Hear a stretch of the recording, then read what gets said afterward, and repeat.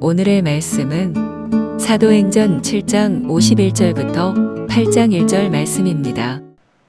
할렐루야. 오늘 하루도 여러분 삶 가운데 하나님의 은혜와 평강이 함께하길 축복합니다. 오늘 말씀은 세반 설교의 결론입니다. 이제까지 세반은 우리 조상들의 형태를 다루었다면 여기에서 세반은 청중들을 향해서 너희 조상이라고 일컫기 시작하고 그들과 너희를 병행하기 시작합니다. 51절 목이 곧고 마음과 귀의 할례를 받지 못한 사람들아 너희도 너희 조상과 같이 항상 성령을 거스르는도다.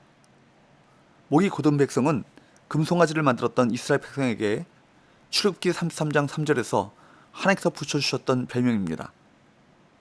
또 마음과 귀의 할례를 받지 못한 사람들도 레위기나 예레미야 등 구약에서 유래한 표현이죠.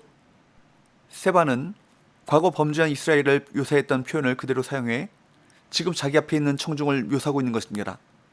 51절 하반절에 성령을 거스르다 라고 하는 이 표현 역시 구약 이사야 63장 10절 말씀과 같이 성령을 근심하게 하고 반역했다라는 표현을 연상케 합니다. 세반은 52절에서 지금 이스라엘의 역사를 돌아보면서 이스라엘 백성들이 저질러왔던 악행들을 고발하고 있습니다. 즉 하나님께서는 계속해서 주의 종들을 보내고 선자들을 보내셨는데 그들을 거절하고 죽이고 마지막으로 보내셨던 하나님의 아들이신 예수 그리스도 의인이신 예수님을 잡아 살인했다는 사실을 고발합니다.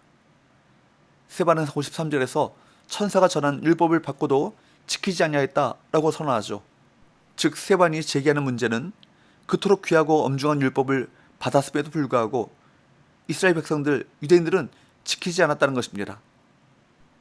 세반의 설교가 끝났습니다. 설교의 결말이자 절정에서 세반은 그의 청중에게 의인 예수님의 죽음에 대한 책임을 물었고 청중은 이에 격분했습니다. 54절 그들이 이 말을 듣고 마음에 찔려 그를 향하여 이를 갈거늘. 마음에 찔려라는 말은 양심의 가책을 느꼈다는 의미가 아닙니다. 문자적으로 옮기면 그들은 마음이 갈갈기 찢겼다라는 의미인데 그들은 극도의 분노를 느껴 이를 갈았던 것입니다. 세상의 복음에 대해 보이는 반응은 상반된 반응으로 나타납니다. 어떤 사람은 복음을 듣고 찔려서 회개하기도 하지만 반대로 어떤 사람에게는 그 찔림이 분노와 반감으로 나타나기도 합니다. 사명자의 역할은 전하는 것까지입니다. 사람들이 보이는 반응은 하나님의 영역이죠.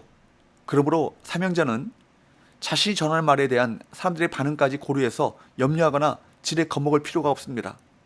하나님의 영역은 하나님께 맡겨야 하는 것입니다. 세반은 인생의 마지막 순간에 자신을 영접해 주시는 주님을 보았습니다. 55절 56절 세반이 성령 충만하여 하늘을 우러러 주목하여 하나님의 영광과 및 예수께서 하나님 우편에 서신 것을 보고 말하되 보라 하늘이 열리고 인자가 하나님 우편에 서신 것을 보노라 한데 이 영광스러운 모습을 생각할 때 그의 죽음은 결코 비극이 아닙니다. 가장 영광스러운 천국 입성입니다. 그가 반대자들에게 둘러싸여도 사명을 다하자 주님께서는 그를 영접해 주셨습니다. 주님의 영접을 받으며 하나님 품에 안기는 순교는 사람이 이 땅에서 받을 수 있는 가장 큰 상입니다. 57절 58절 그들이 큰 소리를 지르며 귀를 막고 일제히 그에게 달려들어 성 밖으로 내치고 돌로 칠세 증인들이 옷을 벗어 사울이라는 청년의 발 앞에 두니라. 군중은 귀를 막았습니다. 그들의 귀는 할례받지 못한 귀였고 복음이 아닌 단죄와 악담으로 듣는 귀였던 것입니다. 끝내 스데반은 사람들에 의해 돌에 맞아 죽어가게 됩니다. 바로 이 엄청난 상황에서 숨어있는 놀라운 말씀 하나를 발견하게 됩니다. 그것은 58절 마지막 부분에 있는 말씀인데 성 밖으로 내치고 돌로 칠세 증인들이 옷을 벗어. 여기서 증인은 세반 앞에서 위증을 했던 사람인데 세반에게 제일 먼저 돌을 쳐야 했던 사람입니다. 증인들이 돌로 치기 위해서 옷을 벗어서 그 옷을 사울이라는 청년의 발 앞에 두었다라고 되어 있습니다. 여기서 우리는 사울과 세반의 절묘한 만남을 보게 됩니다. 그 당시에 청년 사울이 세반을 죽이는 데 앞장섰던 우두머리였던 것처럼 보입니다. 어쩌면 이 돌로 쳐 죽이라고 지시하는 사람이었을 것입니다.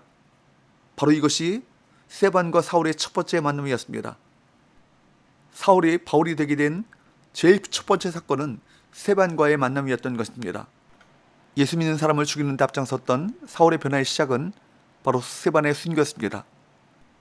우리가 억울하게 당하고 손해를 보고 세상에서 내쫓김을 당한다 할지라도 어쩌면 그렇게 고난당하고 무시당하고 손해보고 내쫓김을 당하며 억울함을 당하면서까지 죽어가는 것이 사도 바울을 잉태하게 되는 또 하나의 동기가 될지 모릅니다.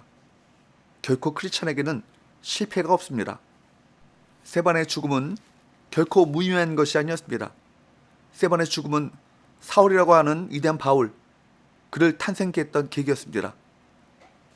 우리 생에는 보이는 열매도 있고 나타나지 않는 열매도 있습니다.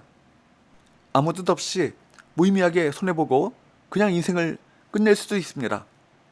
그러나 하나님 안에 있는 자들은 결코 무의미하지 않다라는 것입니다. 결국 스데반은 이렇게 죽었습니다.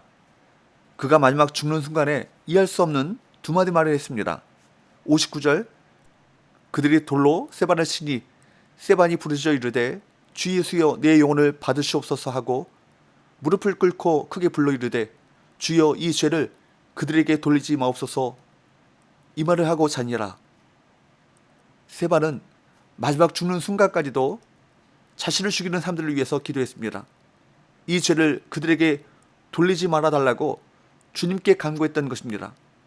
이것은 주님께서 십자가에서 보여주셨던 그 모습과도 너무나도 닮아 있습니다.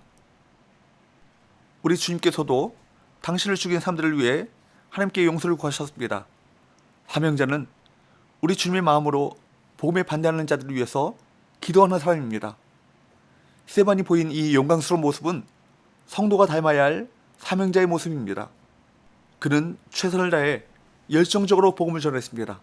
비록 회개를 끌어내지 못하고 돌에 맞아 순교했지만 하나님께서는 스데반의 순교를 통해 박해자 사울을 위대한 복음 전도자 바울을 바꾸시는 작업을 시작하셨습니다. 또 복음은 예루살렘을 넘어 다른 지역으로 흘러갔습니다. 스데반의 순교는 자신에게 영광이요 하나님의 나라가 확장하는 마중물이 되었던 것입니다. 사랑하는 여러분, 죽음까지 하나님께 영광이 되어지는 순교는 성도가 받는 가장 큰 상입니다.